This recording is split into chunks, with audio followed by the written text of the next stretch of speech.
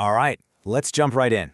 We're about to do a cinematic deep dive into one of the most raw, personal, and honestly intense chapters the Apostle Paul ever wrote. This is way more than just a letter. It's a defense, a father's plea, and a warrior's cry all rolled into one. Welcome to our visual journey through 2 Corinthians chapter 11. And Paul does not pull any punches. He drops this bombshell right in the middle of his argument, and it sets the stakes sky high. See, this isn't about some simple disagreement over rules. This is a battle against masterful deception, where the most dangerous lies are the ones that look the most beautiful.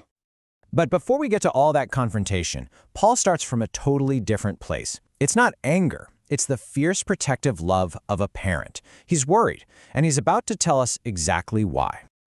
Okay, let's walk through this, verse by verse.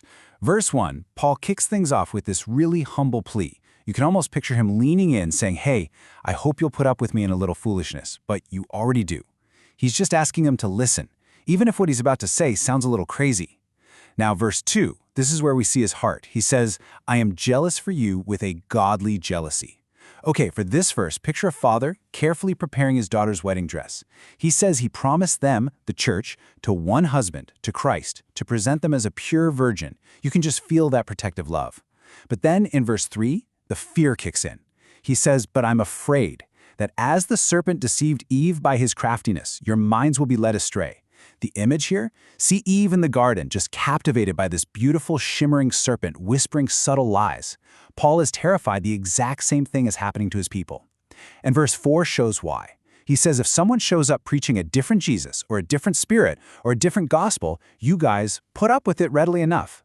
I mean, just imagine the church swinging its doors wide open, warmly welcoming a total stranger who's twisting the truth, and everyone's just nodding along. You can feel Paul's heartbreak right there. So now, the stage is set for a real confrontation. Paul introduces the antagonists, the source of this different gospel, and he sarcastically calls them the most eminent apostles, or as I like to call them, the super apostles. These are the guys who have swaggered into Corinth and are trying to tear down everything Paul built. So what's the big difference between them? Well, Paul lays it out. In verses 7 through 9, he asks this really biting question. Did I commit a sin by humbling myself to preach to you for free? Just picture this. On one hand, you have Paul, this brilliant mind, working late into the night, his hands calloused from making tents just so he wouldn't be a financial burden on anyone. He refused their money. Now contrast that with the image of these other guys, who were apparently happy to take money from the Corinthians, acting like they were owed it. Paul's refusal to take cash was an act of love, but his opponents were twisting it, trying to make him look cheap or inferior. And here, Paul just drops the hammer. This shows you how serious this is. He's not just calling them mistaken or a little off base. He's calling them fakes, frauds, deceitful workers. In Paul's mind, this isn't some academic debate. No way. This is a fight against a calculated deception designed to exploit the very people he loves. So what exactly is the threat here? Well, based on verses 13 to 15, it's all about the disguise. The visual is a wolf carefully, methodically putting on a sheep's costume. They look the part. They sound so righteous. But it's an act, a transformation.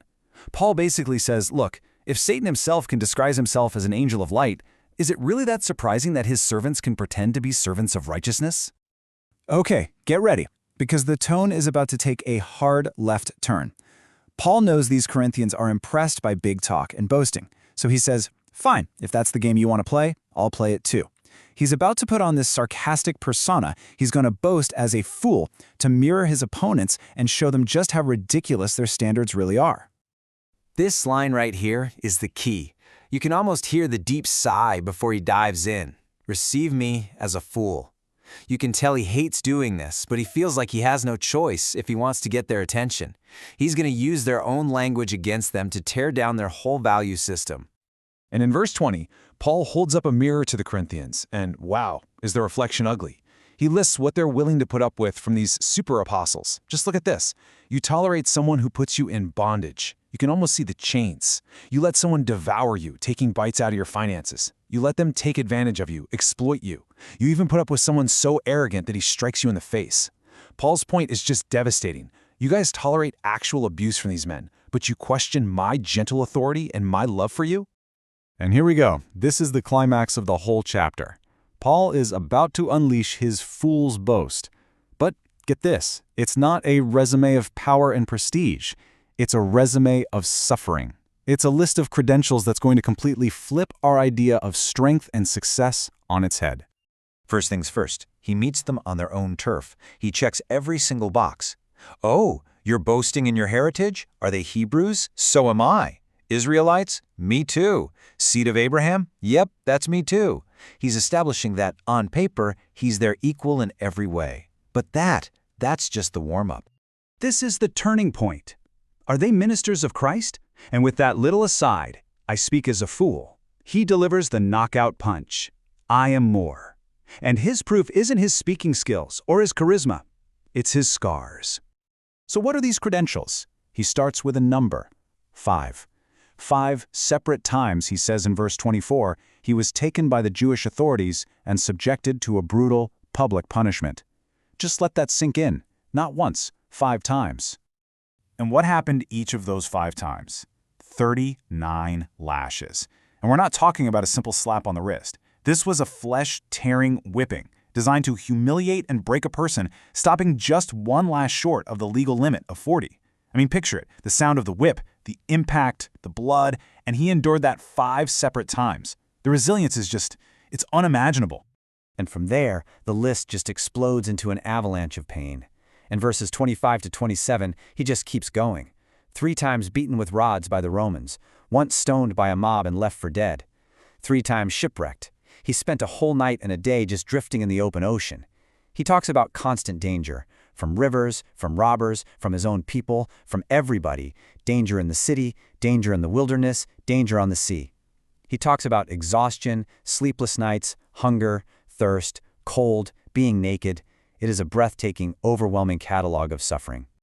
And then, after that insane list of physical torment, he slows it all down. And he delivers what he says is the heaviest burden of all, the daily pressure, the constant deep concern he has for all the churches. You see, for Paul, the greatest pain wasn't the whip or the stones. It was the emotional weight of caring for people, like the very people in Corinth he was writing this letter to. So after that furious climax, the storm passes. The tone gets quiet, it gets humble, and Paul finally reveals the whole point of his crazy resume. He's not trying to prove he's tough. He's trying to prove something else entirely. This is it. This is the core message. Paul says, if I'm going to boast about anything, I'm going to boast about the things that show my weakness. This is the great reversal. True authority, a real ministry, isn't found in power or fancy speeches or impressive credentials. It's found in those moments of total helplessness, where God's strength is what actually shines through. And to prove his point, what's the last story he tells? Is it a miracle he performed? A great sermon? Nope. He tells the story of his most humiliating escape. Just imagine this. The great apostle, the man who endured all of that, can't fight his way out of the city of Damascus. The gates are guarded. So what do his friends do? They put him in a basket, like a laundry basket, and lower him down through a window in the city wall in the middle of the night. And that's the punchline to the entire chapter. Paul's final greatest proof of his authentic ministry isn't a victory lap. It's a moment of total weakness, of complete reliance on his friends, of a desperate and pretty undignified escape. While the super apostles were boasting about their strength, Paul boasts about the time he was lowered in a basket. Which leaves us with this. Paul's message was radical back then, and it's just as radical today. In a world that screams at us to be strong, powerful, and self-sufficient, what does it truly mean to boast in our weakness? What does it look like to find our real strength not in our victories, but in our vulnerabilities? It's something to think about.